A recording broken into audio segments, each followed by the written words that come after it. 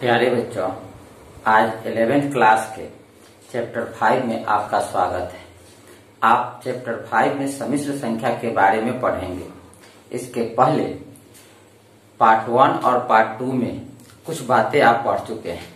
उसमें आप मुख्य रूप से आपको ज्ञात है कि सम्मिश्र संख्या किसे कहते हैं, काल्पनिक संख्या किसे कहते हैं।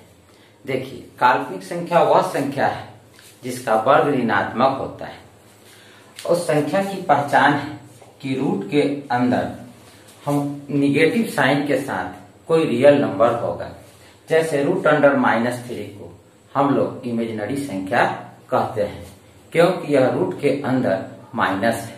यदि रूट के अंदर माइनस न हो तो यह √3 काल्पनिक संख्या न कहलाकर वास्तविक संख्या कहलाएगा। और आप पढ़े थे कि √1 को आयोटा से सूचित करते हैं, और वह संख्या जो a प्लस आयोटा b के रूप में होता है उसे हम लोग सम्मिश्र संख्या कहते हैं। आज हम आपको बताएंगे सम्मिश्र संख्या का मापांक, मापांक के गुण और मापांक के ज्यामितीय अर्थ। इसके अतिरिक्त सम्मिश्र संख्या के कोणांक और कोणांक के ज्ञात करने की विधि अर्थात उसके चार्ट के बारे में भी हम आपको बताएंगे। तो चलिए सबसे पहले देखते हैं सम्मिश्र संख्या का मापांक क्या है। जरा आप ध्यान दीजिए। मान लीजिए मेरे पास एक सम्मिश्र संख्या है z = x + i/y। आप जानते हैं इस सम्मिश्र संख्या को xy तल में एक बिंदु द्वारा सूचित करते हैं। वह बिंदु रियल पार्ट और इमेजिनरी पार्ट दोनों के क्रमिक युग्म से बना है, अर्थात वह बिंदु p x y है जो complex number z x + i/y को सूचित करता है। अगर हम मूल बिंदु O से इस p को मिला दें तो OP को सम्मिश्र संख्या z का मापांक कहते हैं। यही इसका ज्यामितीय अर्थ है। अगर p से एक लंब n डाल दें तो p से n की दूरी y कहलाएगा और O से n की दूरी को x कहेंगे। और पाइथागोरस थ्योरम के अनुसार यह z आपको प्राप्त होगा x² + y² का रूट। तो यह mod z परिभाषित है x² + y² का रूट। तो आप सबसे पहले देखें सम्मिश्र संख्या का मापांक, modulus of complex number.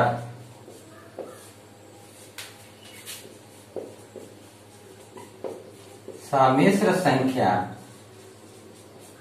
z = x + i/y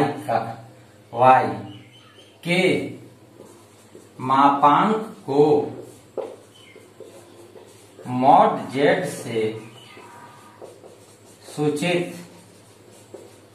करते हैं, जो इस प्रकार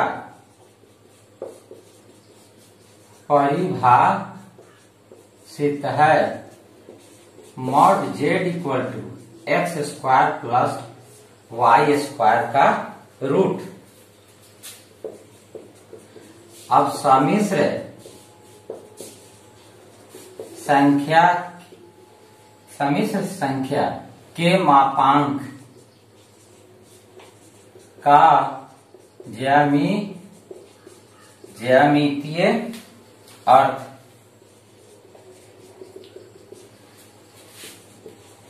जियोमेट्रिकल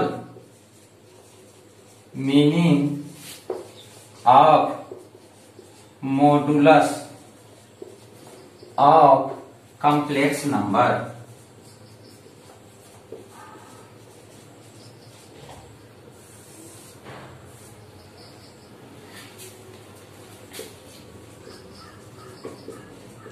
सम्मिश्र संख्या Z x plus iota Y को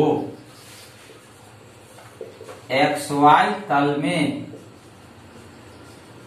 बिंदु पी एक्स वाई द्वारा सूचित करते हैं। ओ से पी की दूरी ओपी को सम्मिश्र संख्या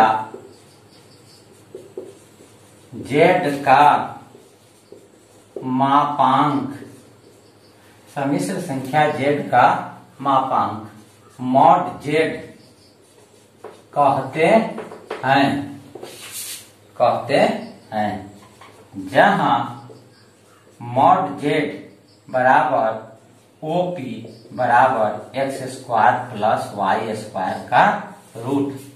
अतः आपने देखा सम्मिश्र संख्या के मापांक का ज्यामितीय अर्थ मूल बिंदु से सम्मिश्र संख्या को निरूपित करने वाले बिंदु तक की दूरी है, अर्थात यह ओपी सम्मिश्र संख्या Z x plus iota Y का मापांक है।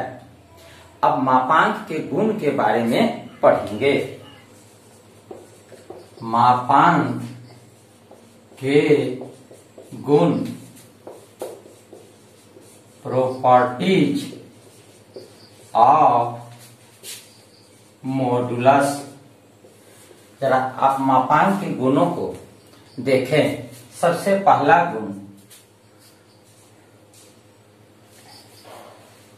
माना Z1, Z2 तथा Z3 तीन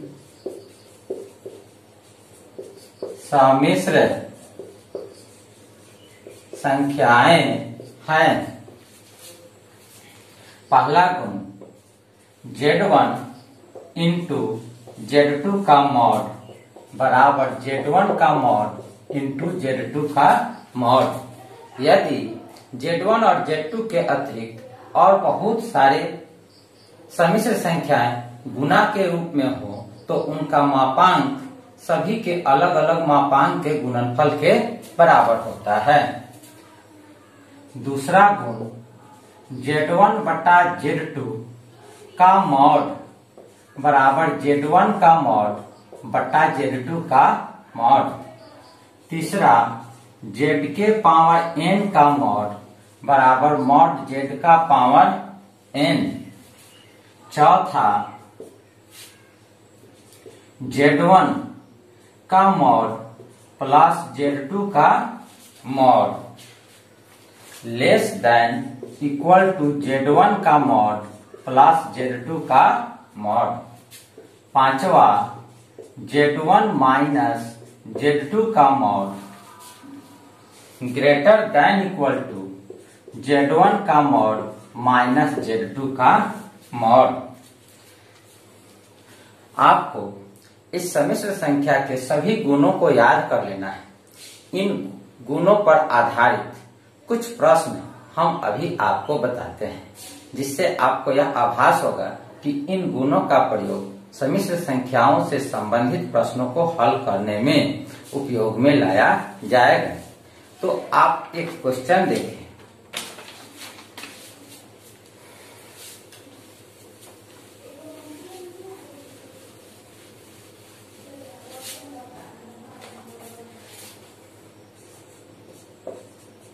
यदि a plus iota b into c plus iota D into E plus iota f into ji plus iota h बराबर a प्लस आयोटा बी, तो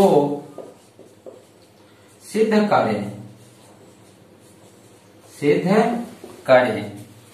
ए square plus B square c square plus D square into ई square plus F square into जी square plus H square बराबर a square plus B square.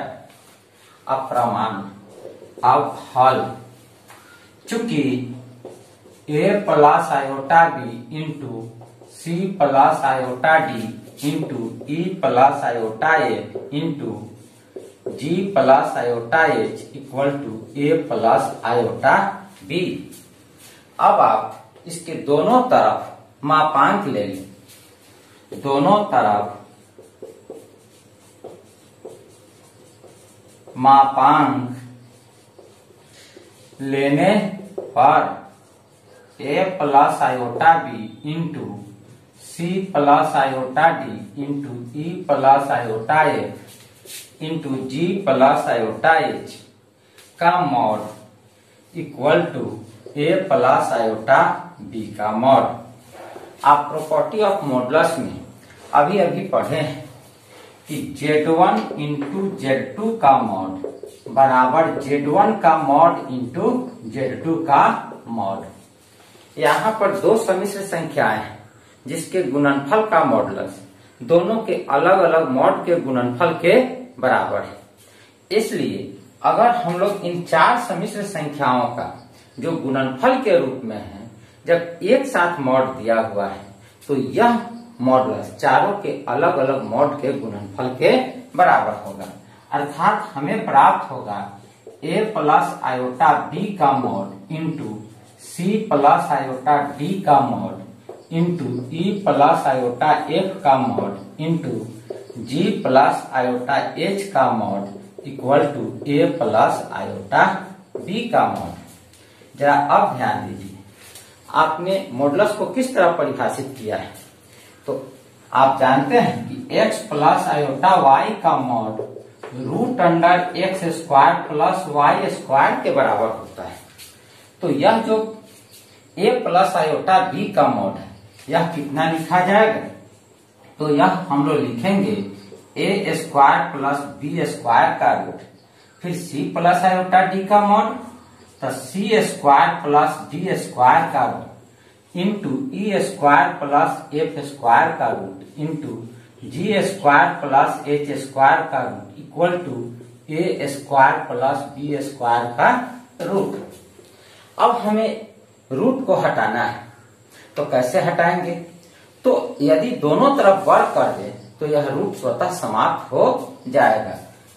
दोनों तरफ वर्ग करने पर a square plus B square into c square plus D square into E square plus F square into ji square plus H square equal to A square plus B square. इस प्रकार आप इस question में जो सिद्ध करना था उसे सिद्ध कर दिए। अब एक और क्वेश्चन आपको बताते हैं, उस क्वेश्चन को भी आप देखें।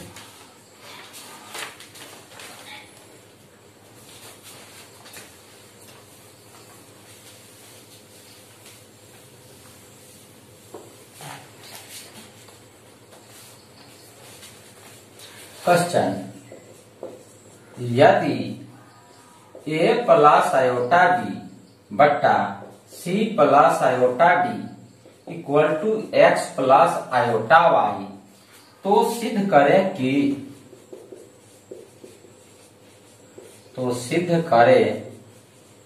कि a square plus B square बट्टा c square plus D square equal to x square plus Y square. हल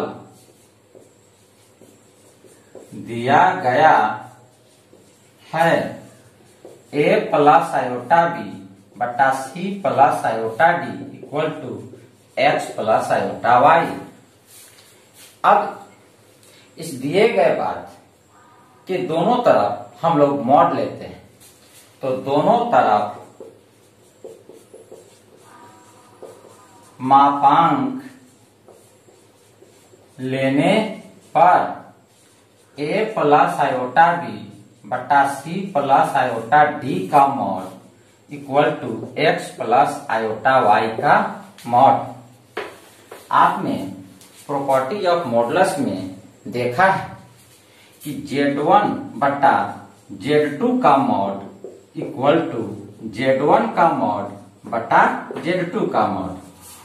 फिर आपने मॉड के परिभाषा में पढ़ा है mod Z equal to x square plus Y square का रूट, जहां Z बराबर x प्लस आयोटा वाई।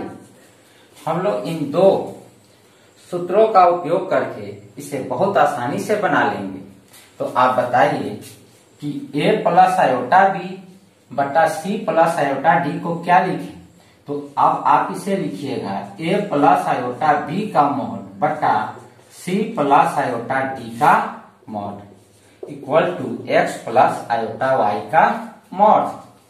अब मॉड के डिफिनीशन के अनुसार a प्लस आयोटा बी को लिखिएगा a square plus B square का रूट बटा सी स्क्वायर प्लस डी स्क्वायर का रूट।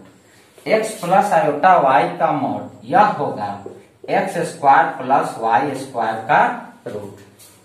अब हमें दोनों तरफ से रूट को हटाना है। कैसे हटाएंगे? तो दोनों तरफ वर्ग करने पर a square plus B square बटा सी स्क्वायर प्लस डी स्क्वायर बराबर X square plus Y square. इस तरह से यह प्रश्न आपका सिद्ध हुआ। इस तरह के बहुत सारे प्रश्न आपके एक्सरसाइज में दिए गए हैं, उसे आप बनाकर अभ्यास कर लें। अब हम आपको सम्मिश्र संख्या के कोणांक के बारे में बताते हैं। सम्मिश्र संख्या के कोणांक क्या है? आप जानते हैं किसी सम्मिश्र संख्या z equal to x plus iota Y को एक्स वाई तल में एक बिंदु द्वारा सूचित करते हैं। वह बिंदु इस सम्मिश्र संख्या के वास्तविक और काल्पनिक भाग के क्रमिक युग्म ऑर्डर्ड पेयर से बना होता है। तो x प्लस आयोटा वाई को हम लोग एक बिंदु P x y से सूचित करते हैं। यदि हम P को O से मिला दें और x एक्सिस और OP के धन दिशा में थीटा कोण बने, तो हम लोग इस कोण को सम्मिश्र संख्या z x plus iota y का कोणांक आर्गुमेंट कहते हैं। इसे हम लोग arg z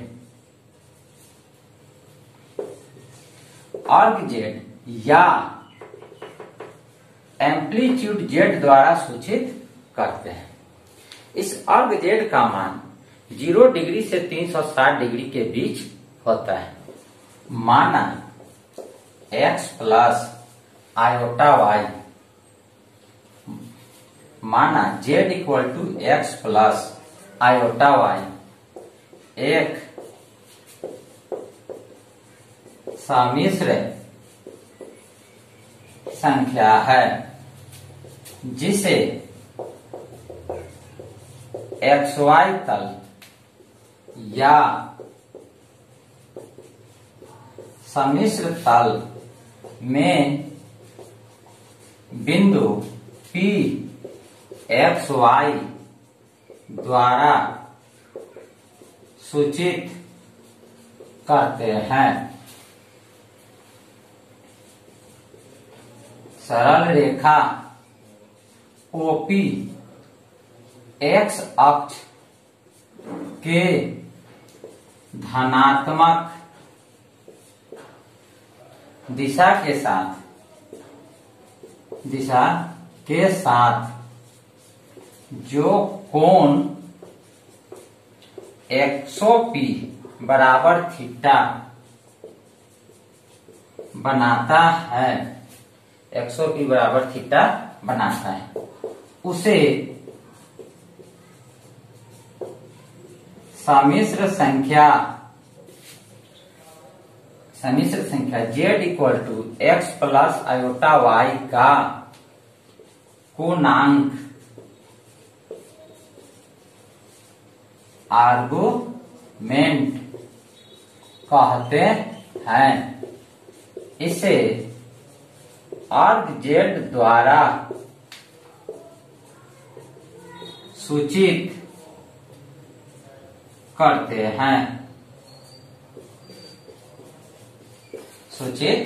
करते हैं।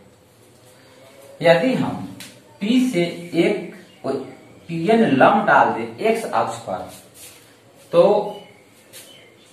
त्रिभुज OPN से हम लोग थीटा का मान आसानी से ज्ञात कर सकते हैं। Pn लंब OX डाला, त्रिभुज OPN में tan थीटा बराबर Pn बटा ON। P XY से स्पष्ट है कि ON बराबर X तथा Pn बराबर Y। जरा देखिए, यह जो P का निर्देशांक है X और Y, तो P से जो X अक्ष पर लंब डालेंगे, उस लंब की लंबाई इस बिंदु का Y निर्देशांक होता है, अर्थात यह Y होगा, और O से N की दूरी X निर्देशांक होता है, अर्थात ON X होगा। यदि हम Pn और ON का मान यहाँ रख दें, तो tan थीटा बराबर Y बटा X प्राप्त होगा। इसलिए थीटा बराबर tan inverse Y by X। Theta बराबर tan inverse Y by X। यह थीटा सम्मिश्र संख्या Z X plus iota Y का कोणांक है। अतः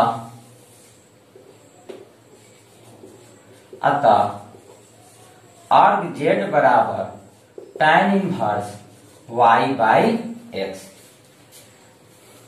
अब हम लोग यह देखें कि यह Z X plus iota Y X और Y के भिन्न भिन्न मानों के लिए X Y तल के भिन्न भिन्न चतुर्थांश में स्थित होगा।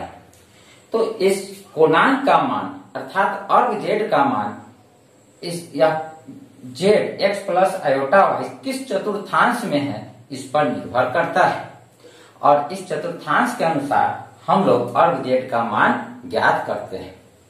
इसे हम आगे एक चार्ट द्वारा आपको समझाएंगे, लेकिन इसके पहले आप प्रधान कोणांक के बारे में जानें। प्रिंसिपल अर्ग Z क्या है? तो प्रधान कोणांक जो है वह अर्ग Z का ही मान है, लेकिन वह मान माइनस पाई से लेके पाई के बीच का होता है।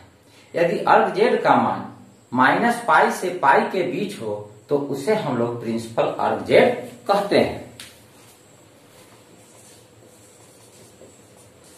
प्रधान कोणांक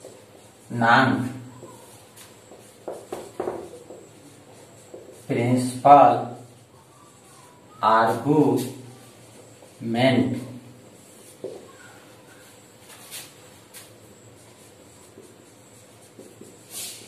सम्मिश्र संख्या Z X plus iota Y का कोणांक अर्ग Z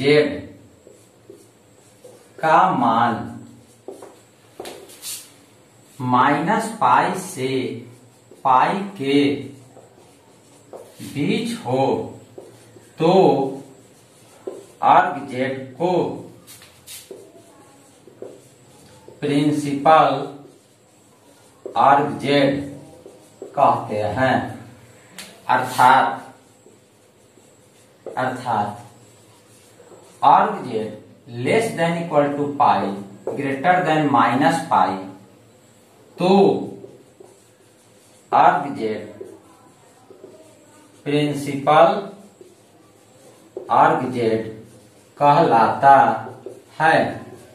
जरा आप ध्यान दें, आपको हम बताए कि एक कोणांक है, आर्गुमेंट है, तो कोणांक का मान 0 डिग्री से 360 डिग्री के बीच होता है, परंतु प्रधान कोणांक का मान माइनस पाई से बड़ा और पाई से छोटा या बराबर होता है। इसका मान भी Z X plus iota Y किस चतुर्थांश में है, इस पर निर्भर करता है। अब हम लोग देखेंगे सम्मिश्र संख्या का कोणांक किस प्रकार ज्ञात करते हैं।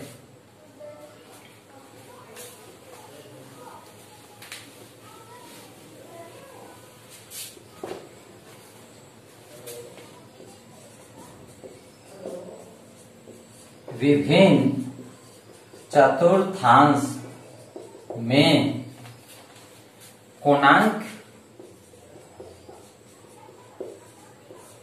को ज्ञात करने का chart.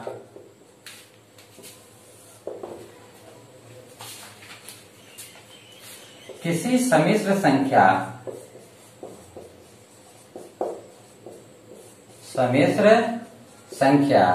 z equal to x plus iota y का कोणांक गणितीय रूप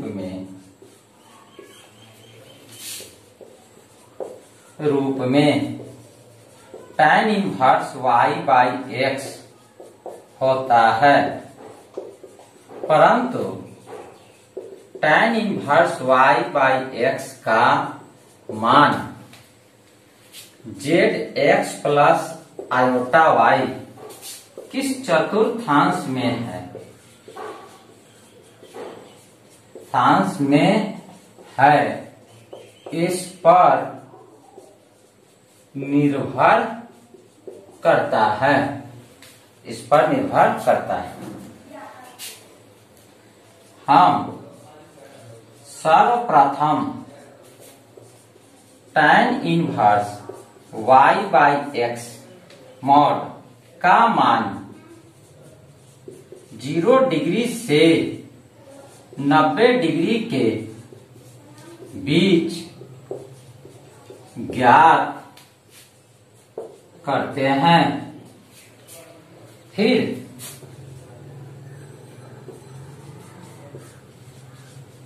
नीचे दिए गए चार्ट के अनुसार कोणांक एवं प्रधान कोणांक ज्ञात करते हैं।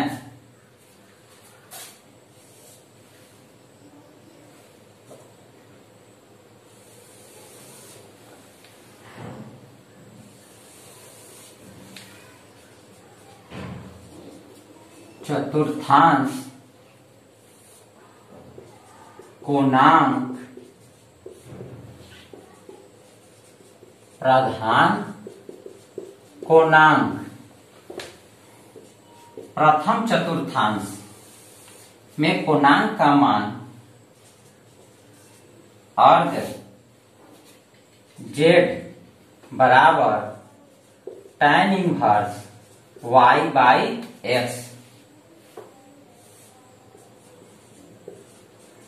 प्रिंसिपल अर्घ z बराबर tan inverse y by x का मॉड।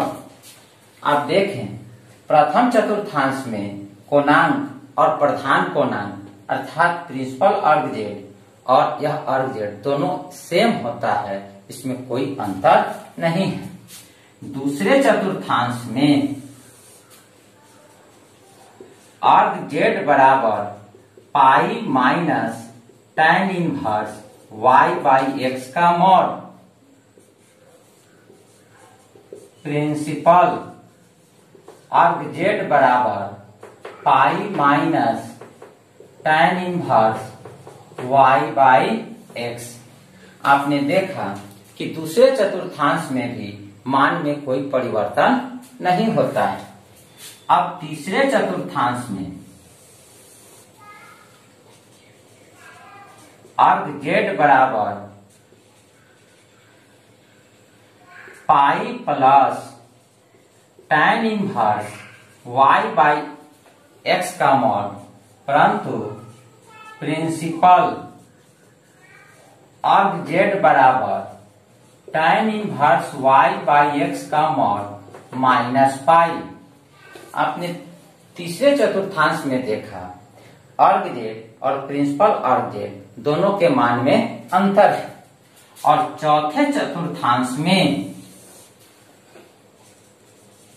अर्घ z बराबर 2 pi minus tan inverse y by x का मॉड, जबकि प्रिंसिपल अर्ग जेड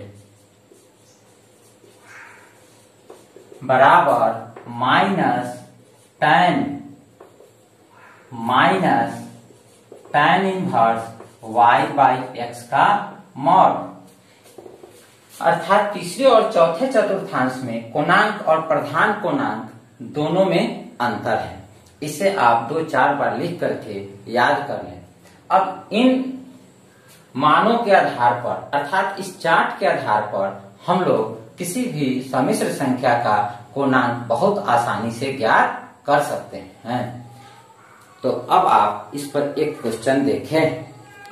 प्रश्न, सम्मिश्र संख्या -√3 माइनस आयोटा का मापांक एवं कोणांक ज्ञात करें। हल, माना z बराबर -√3 माइनस आयोटा, इस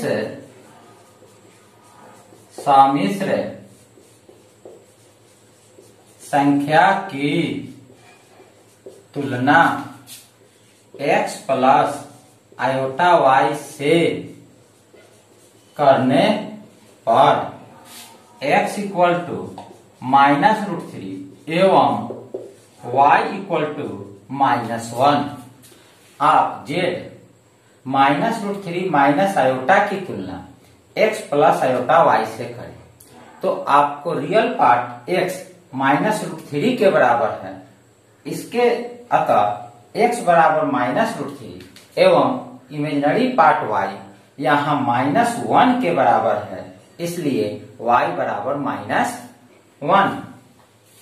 अब z का मापांक मॉड z बराबर x² प्लस y² का रूट -√3 का स्क्वायर प्लस -1 का square root 3 plus 1 root under 4 equal to 2। अतः z का मापांक 2 प्राप्त हुआ। अब हम लोग इसका कोणांक ज्ञात करते हैं। चूंकि z -√3 माइनस आयोटा बिंदु -√3 -1 द्वारा निरूपित होगा, इसलिए z तृतीय चतुर्थांश में स्थित है। अब tan inverse y by x का mod equal to tan inverse y के जगह -√3 रख दें और x के जगह -1 रख दें। आपको प्राप्त होगा tan इनवर्स √3 बाई 1 बराबर tan इनवर्स √3। अब आप सोचिए tan में √3 कितने डिग्री का मान है, तो यह 60 डिग्री के बराबर है, अर्थात यह π/3 है। इसलिए